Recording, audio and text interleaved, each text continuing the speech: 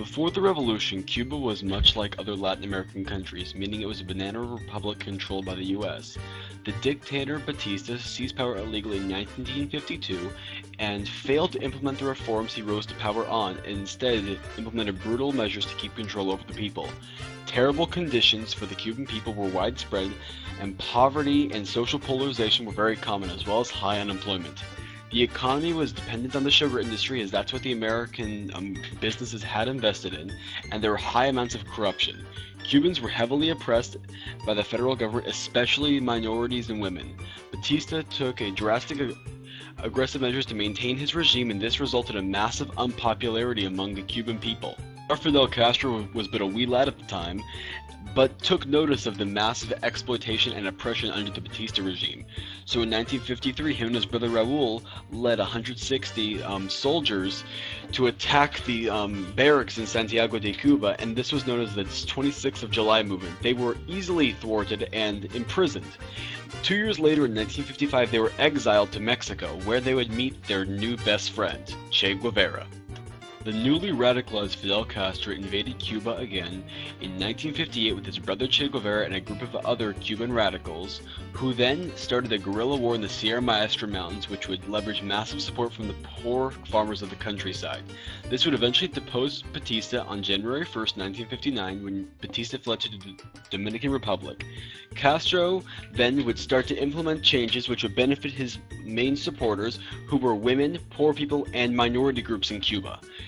Castro sought out to reform Cuba initially and sought help from both the US and the USSR. Yet this would not last for a long time, because Castro's opinions would favor socialism much more than capitalism. Though Castro enjoyed a couple months of lukewarm relations with the US, this quickly deteriorated after Castro decided to nationalize the American businesses that lived inside Cuba. This was because Castro wished to use the wealth produced by Cubans and Cuban enterprises to better benefit the people instead of foreign investors. After being skeptical of Castro from the onset, America was now very, very displeased with the new leader, who had essentially crippled American economic interests in the Caribbean and stopped them from having their main sugar exporter. This resulted in large amounts of U.S. interventionism, including a meeting where the U.S. refused to allow Castro to have an autonomous government, even if he was willing to not side with the Soviets. The icy relations turned hostile in 1961 when the U.S. government funded an open coup against Castro called the Bay of Pigs invasion, where Cuban exiles were sent to Cuba to overthrow Castro. This coup was predicated on the idea that the Cuban people would join with the exiles and try to overthrow Castro, who had taken over a couple years earlier. But this failed, as the Cuban people had a massive amount of support for Castro, and the US government did not support their rebels properly. This was the final nail in the coffin of US-Cuban relations and further pushed Castro into the Soviet camp, and he soon adopted Marxist-Leninism as the official state ideology. After outstanding relations with one another, the Cubans and Soviets decided to take their alliance one step further and engage in mutual aid, as well as the Soviets placing missiles in Cuba to counterbalance the American missiles in Turkey. This would result in the Cuban Missile Crisis, which was the highest level of Cold War tensions to ever happen, as well as the closest humans have ever come to total nuclear annihilation, with Kennedy and Khrushchev both wanting to finger that button so hard and blow everyone up. Yep. This was the closest we got, and our boy Fidel Castro was right in the middle of it. While Castro was famous internationally for being a fervor-filled revolutionary, he was much more interested in securing the rights and security of his people in Cuba, particularly women and Afro-Latinos, who had been severely disadvantaged under Batista's regime. He provided free schooling, literacy training, and jobs to all people that could get them, and generally provided equality to those who were marginalized under the previous capitalist system.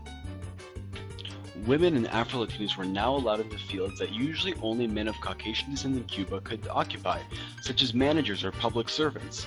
Now that such a large percentage of the population had been included into the workforce, and were not marginalized within the workforce, productivity increased drastically, as people could be appointed and promoted based on merit and not based on ethnicity, gender orientation, or racial creed. This resulted in solidarity, workplace cooperation, and a general increase in productivity and standards of living and workplace life. Literacy rates among the poor, women, and minorities also increased as the Cuban government provided free education not only for children, but also for any person that did not feel like their current level of education was adequate. They also brought electricity to the countryside, public housing, as well as subsidized standards of living so each person could have a decent life within Cuba, regardless of who they were before the revolution. The political landscape of Cuba was dominated by the Cuban Communist Party headed by Fidel Castro from 1961 onwards, and the Cuban Communist Party served as the revolutionary vanguard of the state, establishing socialism and other elements of radical left thought both practically and ideologically inside the people. Cuba also exported the revolution to other countries in Latin America and Africa, and supported the political aspirations of most of its citizens, as the citizenry soon supported the communist ideology very heavily. Castro began to not only be beloved within Cuba, but also as an international figure of socialist revolution. The main concern of Cuba's economic development was the establishment of socialism from a previously capitalist economy, where they used to just export things for sale on the international markets. Cuba now focused on production of goods and food needed internally as to stimulate growth for the people. This happened in one of two ways: the public sector, which was run by the state, where people were given quotas and managed themselves, or in communes, where people functioned independently and had a large degree of self-autonomy and worker self-management. Both of these were employed to create a socialist economy.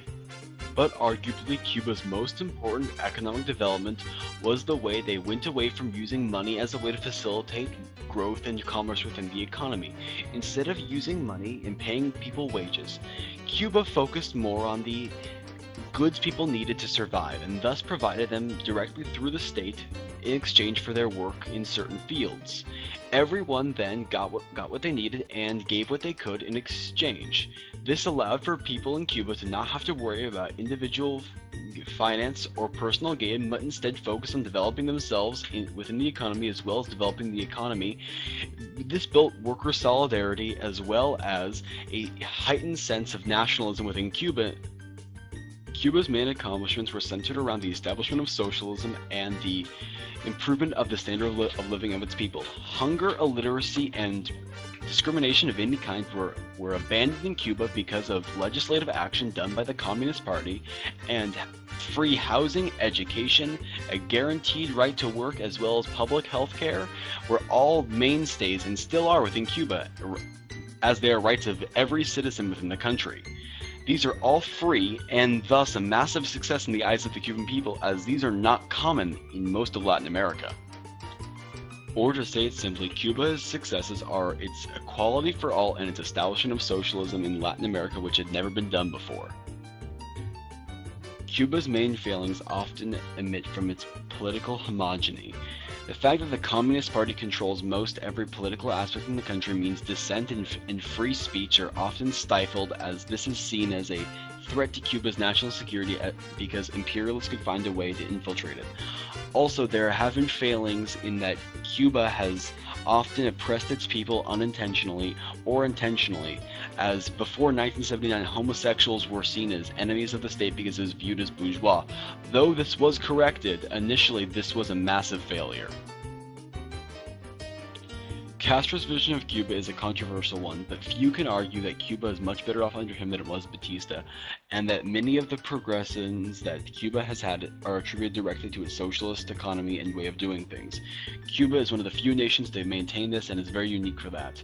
Thank you for watching my crash course. Viva la Revolucion, and remember kids, get crunk!